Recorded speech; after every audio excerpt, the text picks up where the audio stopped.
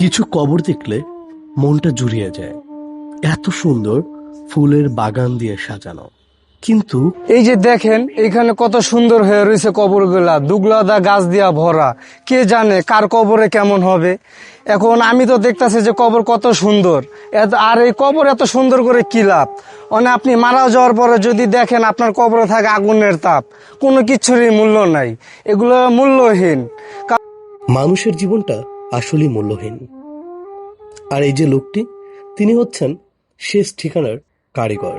কারণ আপনি হাজার চেষ্টা করলেও আপনি আপনার কর্মের ফল থেকে বাঁচতে পারবেন না।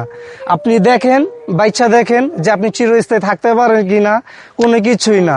তারপরে যে বিষয়টা যেরকম, এই যে লাশ যখন দাফন হয়, হ্যাঁ, মানে নিজের চোখে দেখছি, নিজের কানে শুনছি, যে এখানে লাশ দাফন হইতাছে, এখানে আত্মীয় স্বজন পাড়াপড়শিরা দাঁড়া দাঁড়া হাসাহাসি করে, তারা রাজনীতি নিয়ে কথা বলে। এখানে তাদের আত্মীয় স্বজনের যে মাটি দিতেছে বা ওই লোক যে মারা গেছে তার জন্য কি করা উচিত? অবশ্যই দোয়া।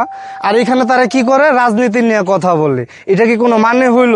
তাহলে বুঝেন যে আপনি বাইচ্চা থাকা অবস্থায় আপনার কিছু মূল্য থাকলেও আপনি মারা যাওয়ার সঙ্গে সঙ্গে আপনার 2 পয়সারও মূল্য থাকবো না।